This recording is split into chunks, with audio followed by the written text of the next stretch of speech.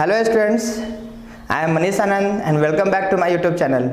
आज हम लोग ऑर्गेनिक केमिस्ट्री के बहुत ही इंपॉर्टेंट चैप्टर आइसोमेरिज्म के बारे में बात करेंगे और उसको पढ़ेंगे। तो देखते हैं आइसोमेरिज्म क्या है।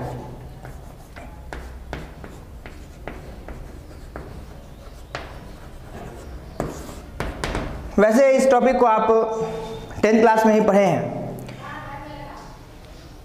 इसका अगर डिफिनेशन की बात करें तो इसका डिफिनेशन होता है कि टू और more different compound having same molecular formula but different their structure and IUPAC name is called isomer and the phenomenon is called isomerism. मतलब दो या दो से अधिक वैसा कंपाउंड जिसका मोलिकुलर फार्मूला सेम होगा और उसका स्ट्रक्चर अलग अलग होगा और साथ ही साथ स्ट्रक्चर अलग अलग होने के साथ उसका IUPAC नेम भी अलग अलग होगा, तो हम कहेंगे कि वह हमारा आइसोमर है। और आइसोमर बनने का जो प्रोसेस होता है, जो फिनोमेनन है, उसको हम लोग कहते हैं आइसोमेरिज्म। तो लिख सकते हैं हम लोग टू और मोर डिफरेंट कंपाउंड, टू और मोर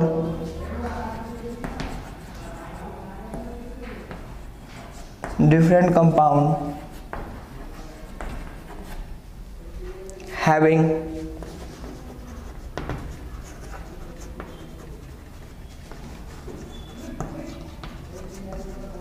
same molecular formula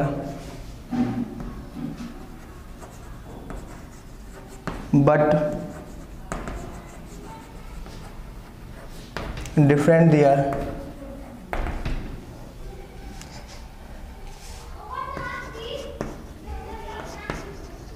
structure and IUPAC name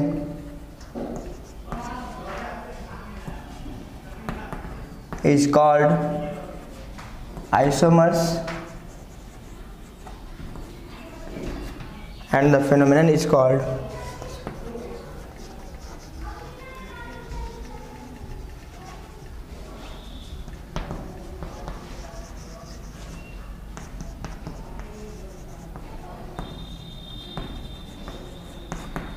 and the phenomenon is called isomerism. देखते हैं आइसोमर होता क्या है। सबसे पहले एक यहाँ पे एक थोड़ा टर्म हमारा आ रहा है मोलिकुलर फार्मूला। मोलिकुलर फार्मूला क्या है? जैसे कोई भी एक कंपाउंड हम लोग एक ऑर्गेनिक कंपाउंड लेते हैं CH3 CH2 CH2 CH3। अब इसका अगर मोलिकुलर फार्मूला ड्रॉ करना होगा तो इस कंपाउंड में, इस चैन में हम देखेंगे कि कौन कौन सा हमारा एटम है और वो कितने कितने संख्या में है। तो कार्बन की संख्या 5 है तो C5, हाइड्रोजन संख्या 12 होगा तो C5H12। तो हम लोग कह सकते हैं कि इस गिवन मोलिकुलर कंपाउंड का मोलिकुलर फार्मूला जो है वो C5H12 होगा। तो अब मैटर है कि किस प्रकार से हम लोग आइसोमर को डिफाइन जो हम लोग किए हैं, तो उसको एज ए एग्जाम्पल हम लोग किस तरीके से बात करेंगे वो हम लोग ध्यान से देखते हैं। और आइसोमर ड्रॉ करना जो है वो हम लोग आगे के लेक्चर्स में सीखेंगे कि आइसोमर कैसे ड्रॉ किया जाता है, और बहुत आसानी से हम लोग सीख पाएंगे, बता पाएंगे कि आइसोमर कैसे ड्रॉ करेंगे हम लोग। तो सबसे पहले हम लोग आइसोमर का एक एग्जांपल देख लेते हैं कि आइसोमर कैसा होता है और किस प्रकार से उसका स्ट्रक्चर और IUPAC नेम अलग अलग होता है। तो मैं एक मोलिकुलर फार्मूला जो कि अभी जस्ट मैंने देखा था C5H12, इसका हम आइसोमर ड्रॉ करते हैं। ठीक है, तो इसका आइसोमर क्या क्या हो सकता है, ध्यान से देखिए आप। एक तो ये कंपाउंड हो सकता है CH3 CH2 CH2 CH3। ध्यान रहे आइसोमर का डिफिनेशन ही है कि टू और more different compound having same molecular formula but different their structure and IUPAC name. मतलब दो या दो से अधिक कंपाउंड जरूर होगा लेकिन उसका मोलिकुलर फार्मूला सेम होगा, लेकिन उसका स्ट्रक्चर और IUPAC नेम अलग अलग होगा, तो ही वह आइसोमर कहलाएगा। तो C5H12 से एक ये आइसोमर पॉसिबल है और इसका नाम होता है पेंटेन। इसका नाम होता है पेंटेन। मैंने बताया था या आप इस बात को ध्यान समझ ले कि अगर आपको नोमेनक्लेचर नहीं आता है तो ये चैप्टर आपको समझ में अच्छे तरीके से नहीं आ पाएगा। तो सबसे पहले आप लोग नोमेनक्लेचर को रिवाइज कर ले, आफ्टर दैट इस चैप्टर को आप देखें।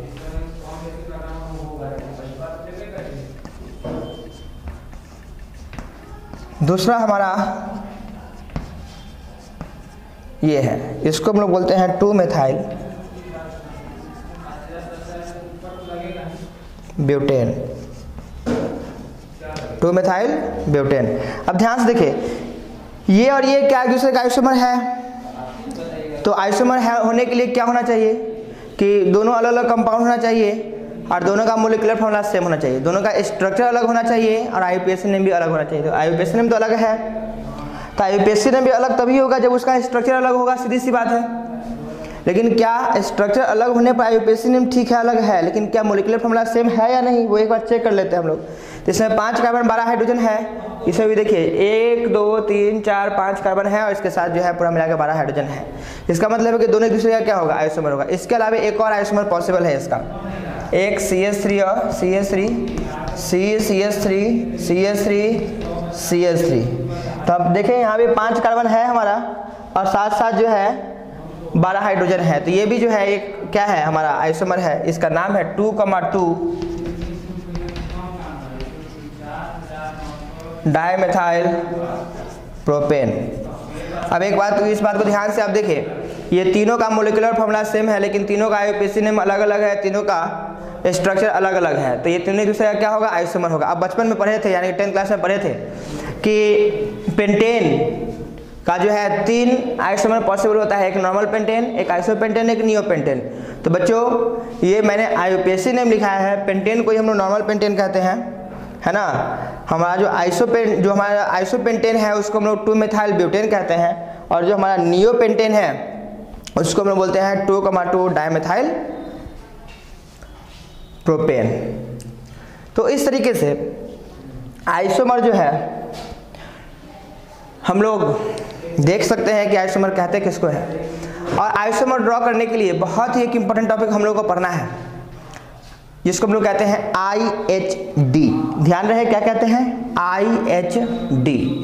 तो IHD का मतलब होता है इंडेक्स ऑफ हाइड्रोजन डिफिशियंसी, और by using IHD we can easily draw the isomers of any given molecular compound, any given molecular formula.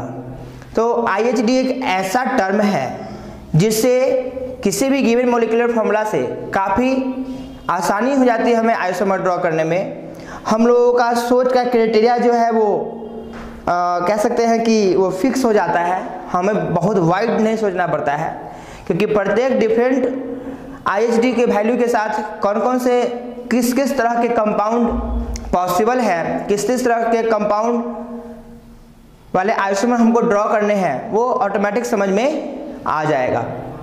तो ध्यान से आप जान लीजिए इस बात को कि मैं जो IHD पढ़ाने जा रहा हूँ ये कहीं किसी बुक में आपको नहीं मिलने वाला है, और ये बहुत इंपॉर्टेंट टॉपिक है। और इस टॉपिक का यूज करके आप बहुत आसानी से किसी भी गिवन मोलिकुलर फार्मूला का आप आइसोमर ड्रॉ कर सकते हैं। हाँ, अगर ऐसा दिमाग में चल रहा है कि क्या ये पता कर सकते हैं कि किसी भी गिवन मोलिकुलर फार्मूला का पहले से ही पता चल जाए कि हाँ कितना आइसोमर होगा, तो आपकी जानकारी के लिए मैं बता दूं कि ऐसा कोई फार्मूला नहीं है अभी तक कि किसी भी गिवन मोलिकुलर फार्मूला से कितना नंबर ऑफ आइसोमर पॉसिबल है ये पहले ही पता किया जा सके।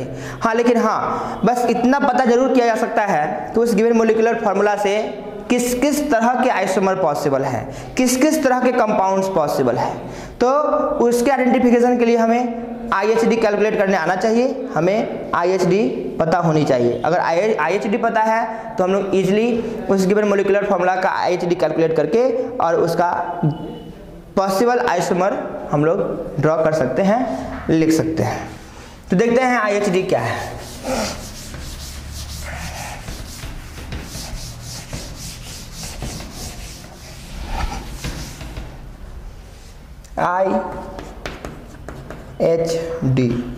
IHD का फुल फॉर्म होता है इंडेक्स ऑफ हाइड्रोजन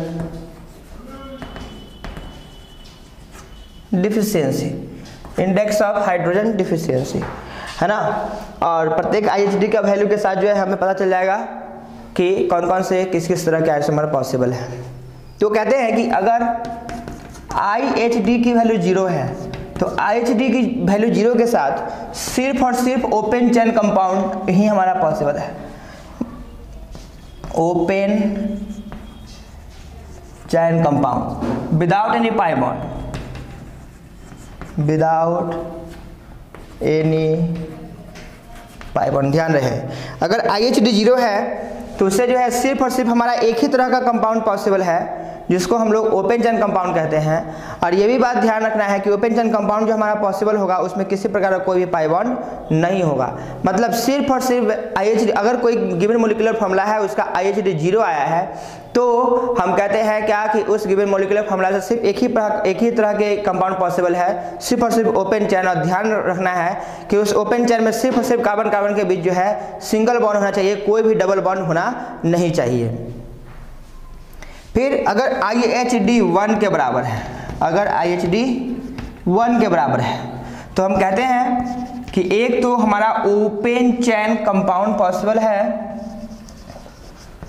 और ध्यान रहे कि अगर ओपन चेन कंपाउंड अगर हम ड्रॉ कर रहे हैं, अगर किसी गिवन मोलिकुलर फॉर्मूला का IHD 1 है और उसका अगर हम लोग ओपन चेन कंपाउंड अगर ड्रॉ कर रहे हैं तो उसमें निश्चित रूप से एक पाई बॉन्ड होना चाहिए। Open chain compound with 1 pi bond, with 1 pi bond. और इससे IHD 1 के साथ जो है एक साइक्लिक कंपाउंड भी पॉसिबल है, वो भी साइक्लिक में monocyclic, not bicyclic, not tricyclic, mono cyclic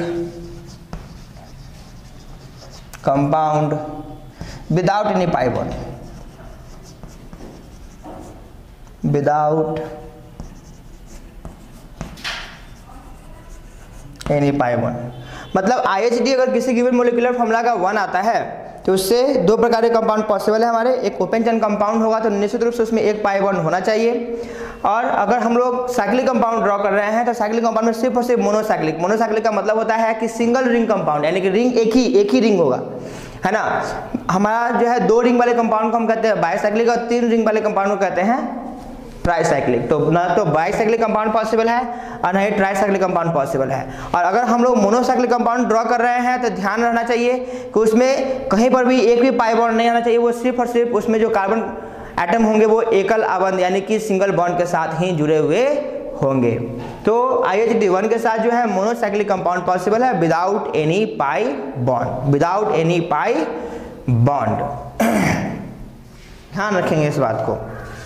फिर अगर कोई भी गिवन मोलिकुलर फॉर्मूला है और उसका IHD हमने कैलकुलेट किया 2, अगर उसका हम लोगों ने IHD कैलकुलेट किया 2, तो IHD अगर 2 आया है तो कहते हैं कि इससे 3 प्रकार का कंपाउंड पॉसिबल है। ध्यान रहे, एक, अगर हमने ओपन चेन कंपाउंड ड्रॉ करना है तो ओपन चेन कंपाउंड में ध्यान रखना है कि open chain compound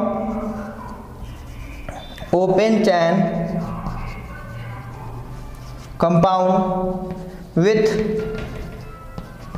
2 pi bond. फिर अगर हमें कोई साइक्लिक कंपाउंड ड्रॉ करना है तो मोनोसाइक्लिक कंपाउंड भी पॉसिबल है इससे,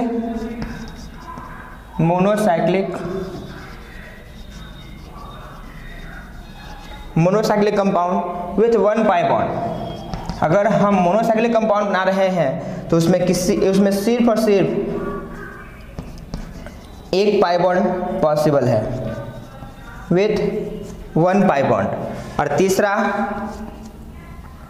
बाईसाइक्लिक कंपाउंड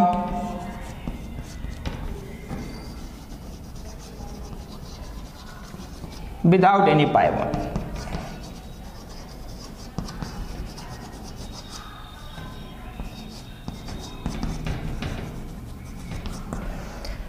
मतलब ये है कि IHD 2 किसी भी गिवन मोलिकुलर फॉर्मूला का आया तो क्राइटेरिया सेट है।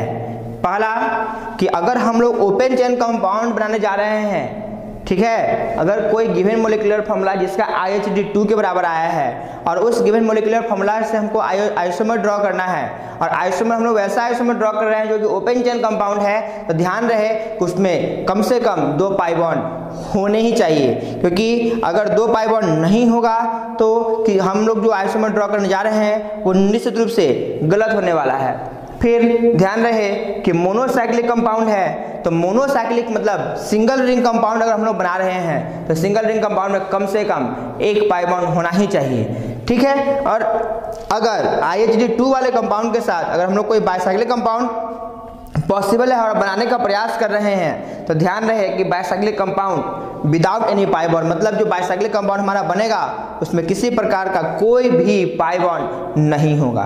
तो इस तरीके से हम लोग क्राइटेरिया को सेट कर चुके हैं और आगे बहुत सारा IHD आने वाला है और उसी में जो है कुछ कुछ बढ़ते जाएगा। तो ये IHD2 सफिशिएंट है आप लोगों के लिए और आइसोमर को ड्रॉ करने के लिए। तो इस तरीके से आप याद रखेंगे।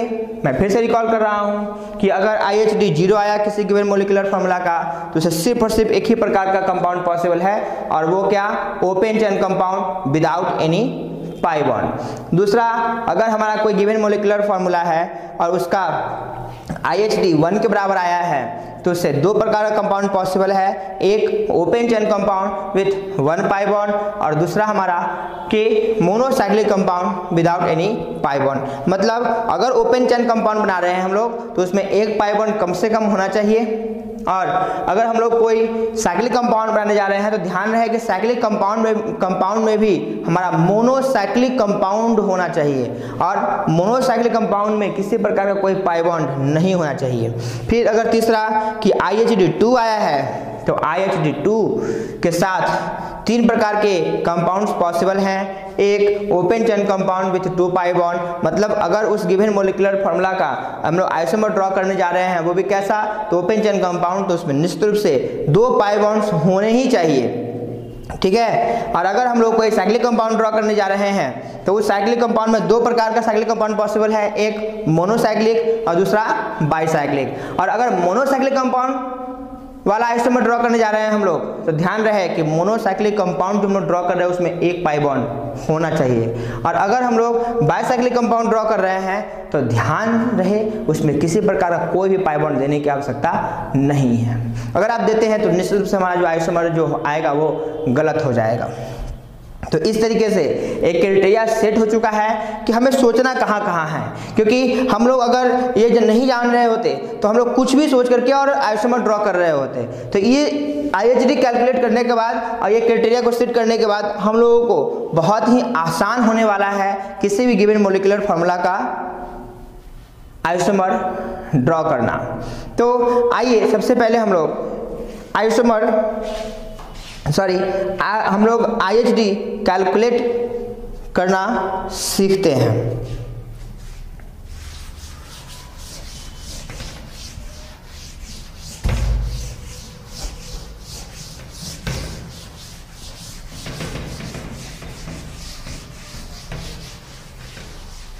पहला सबसे पहले हम टॉपिक लिख लेते हैं, हाउ टू फाइंड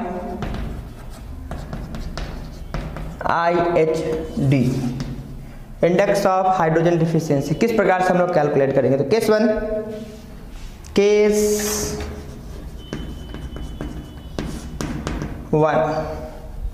अब केस 1 है कि अगर ऐसा कोई भी कंपाउंड है जिसमें सिर्फ और सिर्फ कार्बन और हाइड्रोजन है, दैट इज हाइड्रोकार्बन, ठीक है। सिर्फ और सिर्फ क्या है,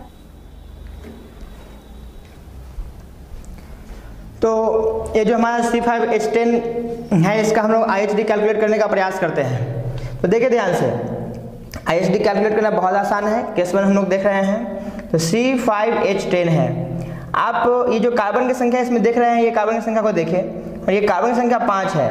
तो कार्बन की संख्या 5 से अल्केन के फॉर्मूला से कार्बन की संख्या 5 के साथ कितने हाइड्रोजन पॉसिबल है, ये हमें सबसे पहले देखना है। तो क्या होता है अल्केन का फॉर्मूला, CnH2n+2। हम लोगों ने n के ऊपर कार्बन संख्या को पुट किया, C5H2 × 5+2। तो 5 कार्बन के साथ अल्केन में कितने हाइड्रोजन होते, 12। हम लोगों ने 12 को पहले लिखा। और फिर जो गिवन मोलिकुलर फॉर्मूला रहेगा उसमें हम लोग देखना है कि हाइड्रोजन कितना है, उसको माइनस करना है। तो 12 - 10/2, 2 से डिवाइड कर देना है। इस तरीके से हम लोग IHD कैलकुलेट कर सकते हैं। तो 12 - 10 2/2 1, यानी कि C5H10 का IHD 1 के बराबर आया। और ये जो हमारा IHD 1 के बराबर आया तो हम कह सकते हैं कि इससे एक ओपन चेन कंपाउंड बनेगा, उसमें निश्चित रूप से एक पाई बॉन्ड होना चाहिए, और दूसरा हमारा एक साइक्लिक कंपाउंड बनेगा, वो मोनोसाइक्लिक, उसमें कोई किसी प्रकार का कोई भी पाई बॉन्ड नहीं होना चाहिए, ठीक है। फिर अगला हमारा एक और एग्जाम्पल देख रहे हैं हम लोग कि C7H14, तो C7 कार्बन के साथ अल्केन के फॉर्मूला में कितने हाइड्रोजन होते हैं? 14 होते हैं, तो 14 मैंने लिखा यहाँ पे। फिर इस फॉर्मूला में हाइड्रोजन की संख्या कितनी है? 14 माइनस 14/2 0, यानी यहाँ पर IHD कितना आया? 0 आया। तो 0 IHD के साथ सिर्फ और सिर्फ कैसा कंपाउंड पॉसिबल है? Open chain. हम लोग साइक्लिक के बारे में अब सोचेंगे ही नहीं, ठीक है, क्योंकि IHD 0 इस बात को बता दिया है कि आपको साइक्लिक कंपाउंड के बारे में सोचना ही नहीं है, सिर्फ और सिर्फ आपको किसके बारे में सोचना है? तो ओपन चेन कंपाउंड के बारे में। और ये भी हमारे दिमाग में सेट हो चुका है कि ओपन चेन कंपाउंड बनाएंगे तो उसमें किसी प्रकार कोई पाई बॉन्ड देने की आवश्यकता नहीं है। तो इस तरह से हम लोग इजिली IHD को कैलकुलेट कर सकते हैं। फिर हम लोग देखते हैं आगे केस 2।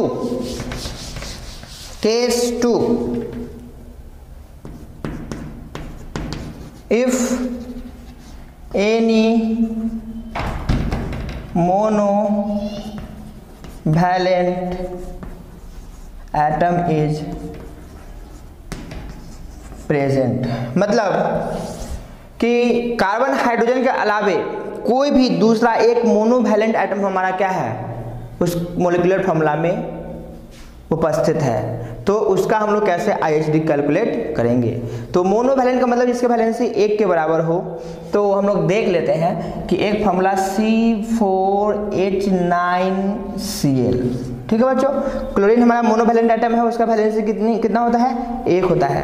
तो हमारा एक कंपाउंड हम लोगों ने एक लिया C4H9Cl, और हम लोग देख रहे हैं कि Cl जो हमारा क्या है, उसमें मोनोवैलेंट एटम है। तो how can be calculate the IHD of this compound, और पहले वाले में इसमें क्या फर्क हो गया, हमको ये भी सोचना है।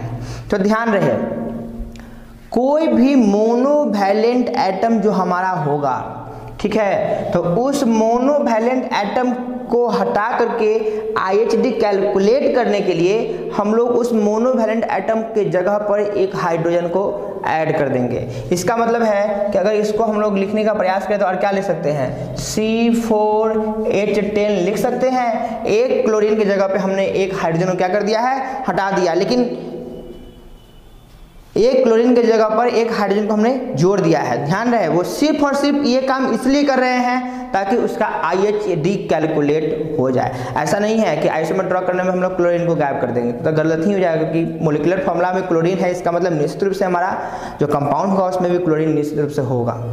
तो सिर्फ और सिर्फ इस काम को किस लिए कर रहे हैं हम लोग? IHD को कैलकुलेट करने के लिए। तो देखिए, फिर वही काम करना है। 4 कार्बन के साथ अल्केन में कितने हाइड्रोजन होंगे? 10 माइनस, अब ये जो हमारा इक्विवेलेंट कंपाउंड आया है, इसमें हाइड्रोजन की संख्या कितनी है? 10/2, कितना हो गया? 0। इसका मतलब C4H9Cl नॉट C4H10, क्योंकि C4H10 हम लोग क्लोरीन को हटा के एक हाइड्रोजन को ऐड किए हैं सिर्फ और सिर्फ किस लिए? IHD को कैलकुलेट करने के लिए। ध्यान रहे इस बात को। तो कहने का मतलब है कि C4H9Cl का IHD 0 आया है, इसका मतलब सिर्फ और सिर्फ इस कंपाउंड से एक ही प्रकार का कंपाउंड पॉसिबल है। इस गिवन मोलिकुलर फॉर्मूला से सिर्फ और सिर्फ एक ही प्रकार का कंपाउंड पॉसिबल है, और वो सिर्फ और सिर्फ कौन सा होगा? Open chain compound without any pi bond, ठीक है। इस प्रकार से कुछ भी हो कोई फर्क नहीं पड़ता है। C5H10Cl Br, अब देख रहे हैं इस कंपाउंड, इस गिवन मोलिकुलर फॉर्मूला को, कि इसके इक्विवेलेंट हम कंपाउंड को लिखेंगे। सबसे पहले जो हमारा मोनोवैलेंट एटम है उसके जगह पर हम हाइड्रोजन को जोड़ेंगे। तो एक मोनोवैलेंट एटम कौन सा है हमारा? क्लोरीन। एक क्या है? ब्रोमीन। तो दोनों के लिए एक एक हाइड्रोजन आएगा, तो क्या आ जाएगा फॉर्मूला? C5H12। तो निश्चित रूप से क्या देखेंगे हम लोग कि 5 कार्बन के साथ अल्केन में कितना हाइड्रोजन होता है? तो 12, माइनस इस गिवन कंपाउंड में कितना हाइड्रोजन है हमारा? तो 12/0, कितना आ जाएगा? 0, ठीक है। तो इस तरीके से हम लोग क्या कर सकते हैं, किसी भी कोई मोनोवैलेंट एटम अगर किसी गिवन मोलिकुलर फॉर्मूला में प्रेजेंट है तो उसका भी IHD कैलकुलेट कर सकते हैं। अब हमारा केस 3 देखते हैं। Case 3, if any divalent atom is present, if any divalent atom is present, अगर कोई डाईवैलेंट एटम प्रेजेंट है तो क्या करेंगे। जैसे अब ध्यान से देखिए आप कि C4H10O ये हमारा एक कंपाउंड है, ठीक है, ये हमारा क्या है, कंपाउंड है, और इसमें हमारा एक डाईवैलेंट एटम भी जुड़ा हुआ है, तो इसका आईएचडी कैलकुलेट करना है, तो कैसे करेंगे। ध्यान से देखिए आप लोग, बहुत आसान है। अगर कोई डाईवैलेंट एटम हो तो उस डाईवैलेंट एटम को आईएचडी कैलकुलेट करने के समय आपको नेगलेक्ट कर देना है। मतलब एक equivalent compound for calculating IHD क्या आएगा, C4H10। बच्चों सीधा मतलब है कि आईएचडी के कैलकुलेशन के समय अगर किसी भी गिवन मोलिकुलर फार्मूला में कोई डाईवैलेंट एटम है तो उस डाईवैलेंट एटम को आपको नेगलेक्ट कर देना है, यूं समझना है कि वो डाईवैलेंट एटम है ही नहीं, लेकिन सिर्फ और सिर्फ आईएचडी के कैलकुलेशन के समय ही। तो क्या हो जाएगा, फिर वही काम करना जो हम लोग पहले कर रहे थे। 4 कार्बन के साथ अल्केन में कितना हाइड्रोजन होता, 10 माइनस गिवन मोलिकुलर फॉर्मूला में कितना हाइड्रोजन है, 10/2, दैट मीन्स 0। यानी कि सिर्फ और सिर्फ इससे फिर से कैसा कंपाउंड पॉसिबल है, ओपन चेन कंपाउंड, वो भी इसमें भी किसी प्रकार का कोई पाई बॉन्ड नहीं होना चाहिए। फिर हम लोग एक और कंपाउंड देख लेते हैं, C5H10O2, ठीक है, बहुत आसान सा कंपाउंड है हमारा। तो आईएचडी कैलकुलेट कर ले, इसके इक्विवेलेंट एक कंपाउंड लिखना पड़ेगा ना हमें सबसे पहले। तो क्या क्या होगा बच्चों, देखो ध्यान से आप लोग, तो C5 दोनों को नेगलेक्ट कर देना है, तो C5H10 only for calculating IHD. तो ध्यान से देखिए आप कि 5 कार्बन से अल्केन में कितने हाइड्रोजन, 12, तो 12 माइनस 10, गिवन कंपाउंड में 10 है ना, बाई 2, आईएचडी कितना आएगा, 1 आएगा। अब घबराए नहीं, सारा मैं बताने वाला हूं कि किस प्रकार से हम लोग इस गिवन आईएचडी से हम लोग आइसोमर ड्रॉ करेंगे। बहुत आसान सा टॉपिक है और बहुत मजेदार टॉपिक है। तो इस तरीके से हम लोग आईएचडी को कैलकुलेट कर सकते हैं। एक छोटा सा और एग्जांपल मैं दे रहा हूँ, C3H4Br2O2। अब ध्यान से देखिए, इस कंपाउंड को हम लोग निकालने जा रहे हैं आईएचडी। तो ये हमारा मोनोवैलेंट एटम है और ये डाईवैलेंट, तो इसको क्या करना है, नेगलेक्ट, और मोनोवैलेंट एटम जितना भी होगा उसके जगह पर उतना हाइड्रोजन क्या कर देना है, जोड़ देना है। तो इसके इक्विवेलेंट क्या होगा हमारा कंपाउंड, C3H, ब्रोमीन की जगह 2 ब्रोमीन है तो 2 हाइड्रोजन जुड़ेगा, तो 4 + 2 6, और ये डाईवैलेंट एटम को क्या करना है, नेगलेक्ट, तो C3H6। आईएचडी करिए कैलकुलेट आप लोग। तो 3 कार्बन से अल्केन में कितने हाइड्रोजन होंगे, 8, तो 8 minus 6/2, 2/2, 1। By using this method we can calculate the IHD of this compound.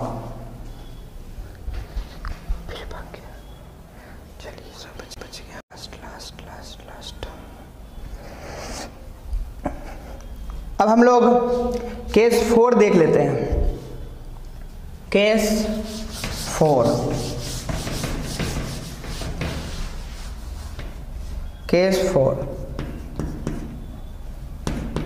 if any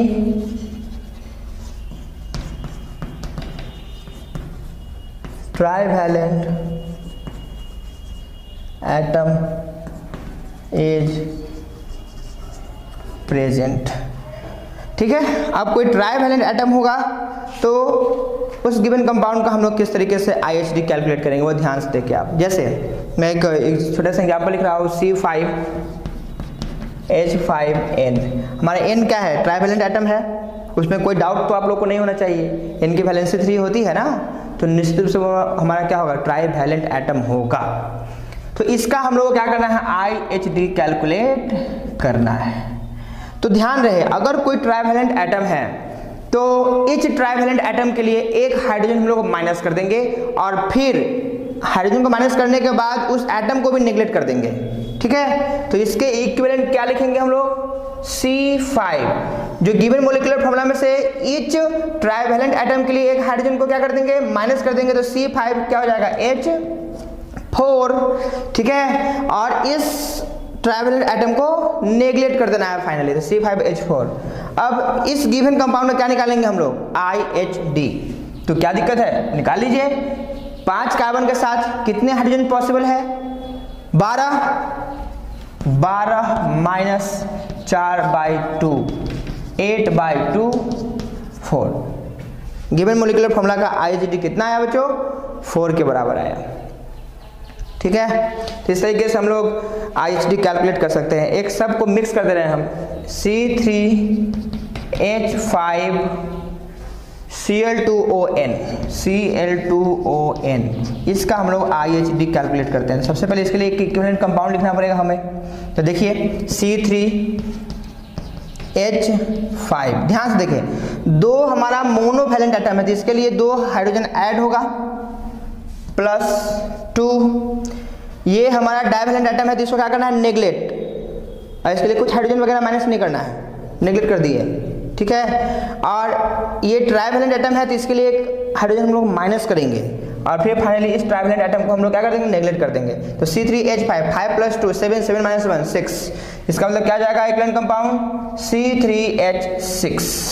ठीक है, अब इसका हम लोग क्या कर लेंगे बच्चों, IUPAC कैलकुलेट कर लेंगे। तो क्या आएगा, 3 कार्बन के साथ कितने हाइड्रोजन आएंगे, 8। तो 8 - 6/2 2/2 यानी कि 1। इस तरीके से हम लोग आज IUPAC कैलकुलेट करना सीख लिए हैं, और अगले क्लास में हम लोग आइसोमर ड्रॉ करना भी सीखेंगे। तो आज के लिए इतना ही, थैंक यू।